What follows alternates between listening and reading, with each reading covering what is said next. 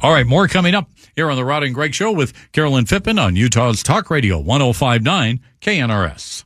Over the years, there has been, for the most part, I think, a successful effort to convince people not to smoke. Yes. Would you agree? I think it's been very, very successful. Well, and you and I say this as people who grew up on the East Coast, yes, right? Yeah. Where everyone smoked we were growing up. Yeah. Yes. Yeah. Well, we were in Europe in June, and what is it about Europe? They haven't gotten the message yet about smoking. Everybody in Europe smokes. And Asia's the same. Is it? Same thing. I guess they haven't gotten the message. But apparently it's worked. But here comes good old Massachusetts. They gave us Obamacare. They gave us Mitt Romney. Three for the win. Now, this is the third one. They want to ban all tobacco products for a certain age. Yeah. Even though all these programs are working. Now, the hypocrisy of this is that recreational use of marijuana is okay. Yeah, marijuana's cool, dude. Yeah, thank you.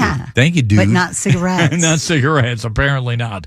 Well, let's dig into this a little bit more. Joining us on our newsmaker line is Sofia Hamilton. She is a healthcare policy analyst with Americans for Prosperity. Sofia, thanks for joining us tonight. Tell us about Massachusetts and what they're trying to do when it comes to tobacco. So Massachusetts is always at the forefront of the country's worst tobacco laws. And they're at it again right now. So they are proposing a bill that would create a generational ban on tobacco and nicotine products.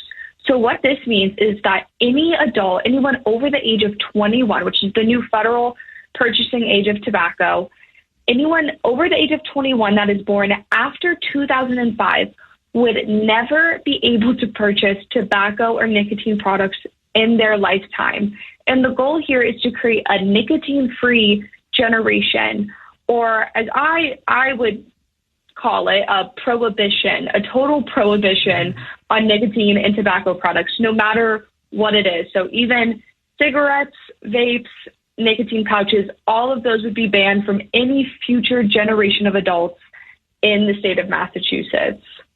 So I am really curious. Has this type of thing ever been tested in the courts, whether it's constitutional to discriminate based on the year of birth? So, yeah, actually, unfortunately, it has. That's a great question. So in the city of Brookline, Massachusetts, which I think is the city capital of the worst tobacco laws of the world, they had this generational ban in their city first, which I think having a locality law on tobacco is quite silly to me.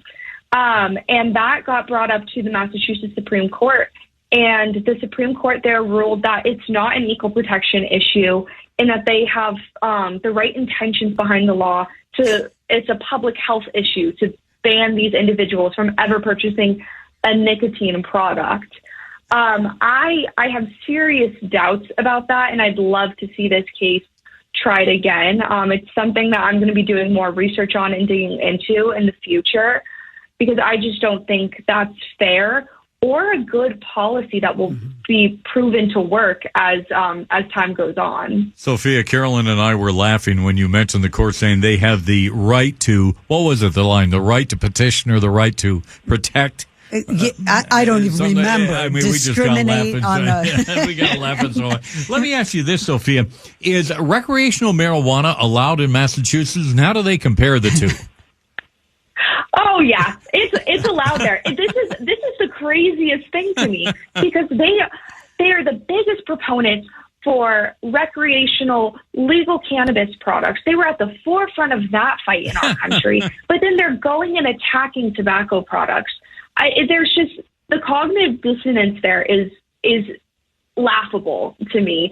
And they're not making that connection that their argument here is undermining their argument for cannabis and for other drugs and drug treatments that they are trying to protect.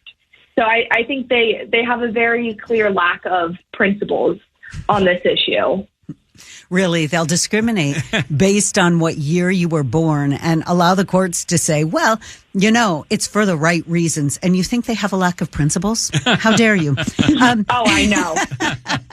But seriously, I have a memory that's longer than like 2 minutes. And I seem to remember a really big incident that took place in New York City with a man named Eric Garner. And remember, he died at the hands of police officers, and the left was up in arms because he never should have ever been in a situation where he was confronted by the police. And what was he doing? He was selling cigarettes that were from another state in order to avoid the massive excise taxes that New York charges for that product. So he smuggled in cigarettes from somewhere else. I bet smuggling would not happen in this kind of situation. And in Massachusetts, what they're proposing, it would not put more low-income people at risk. So I'm curious, have the people who are proposing this type of legislation explaining why they think it will work differently this time than it ever has historically?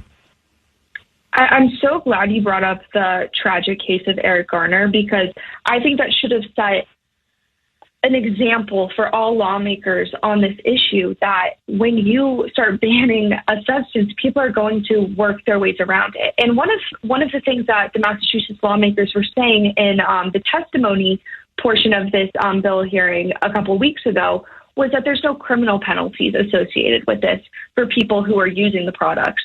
But that was the same case for Eric Garner, and we saw what happened to him. His life was taken away over a cigarette, something as trivial as a tobacco cigarette. And I think that's maddening. And we've seen prohibition fail to work in this country on so many different substances for over 100 years. We're like a broken record, trying the same thing over and over again.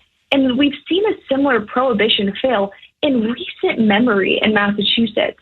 Massachusetts was one of the first states to ban flavored tobacco products, and in that menthol products, which they were trying to protect the health of Black Americans because that was their preferred tobacco flavor. So they're banning that product so these individuals can no longer get it, and they, in theory, can no longer smoke and get smoking-related illnesses.